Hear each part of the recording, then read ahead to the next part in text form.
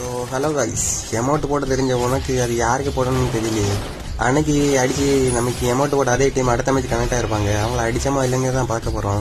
இங்கே ஒரு டவுன் வச்சுடுவேன். வீட்டு மேலே ஒருத்தன் குரங்கு மாதிரி அடிச்சுட்டு இருப்பான். அவனே அடித்து முடிச்சுட்டு சைடு பார்க்கும்போது ஒருத்தன் ஓடிட்டு இருப்பான். அவனையும் போய் டாக்ஸியாக போட்டு முன்னாடி ரஷ் பண்ணிவிடுவேன். ஏறும்போது அவன் நமக்கு முன்னாடி வருவான். அடிச்சுட்டு அப்படியே எமௌண்ட் போட சொல்லுவாங்க. எமௌண்ட் போட்டு வெறுப்பு ஏற்றிட்டு இருப்போம். எங்களுக்காடா எமௌண்ட் போடுறீங்க அப்படின்னு நினச்சிட்டு.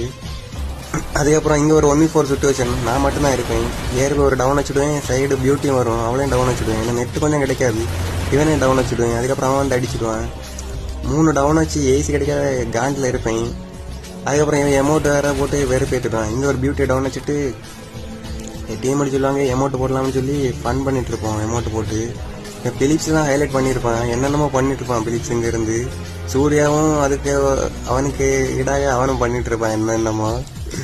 அது மேட்ச் விளையாடி பேசுனதெல்லாம் சரியான சிரிப்பாக இருந்திருக்கும். அதுக்கப்புறம் அவன் டீமெட்டையும் அடிச்சுட்டு அடுத்த ரவுண்டு ஒரு ஏசு போட்டிருப்பான். தரமான ஏசு. இங்கே ஒரு நேட்டில் ஒரு டவுன் விழுந்துடும். ஏன்னா நெட்டு கிடைக்காது மக்கள், உங்களே தெரியும். அதுக்கப்புறம் அங்கே சூர்யா டவுன் டேமேஜ் கொஞ்சம் கொடுத்து வச்சிருப்பான். நாங்கள் போயிட்டு அவங்ககிட்ட ஒரு ஓசிகள் எடுத்துகிட்டு டாக்ஸியாக போட்டு போகும்போது அங்கே ஒரு பியூட்டி மெடிக்கெட் போட்டுருக்காரு தெரியும். அவளையும் அடிச்சுட்டு இந்த மேட்ச் ஒரு தரமான ஏசி போட்டிருப்போம். இந்த வீடியோ பிடிச்சிருந்தா ஒரு லைக் பண்ணிவிட்டு சப்ஸ்கிரைப் பண்ணிவிட்டு கமெண்ட் பண்ணிவிட்டு போங்க கைஸ். பாய்.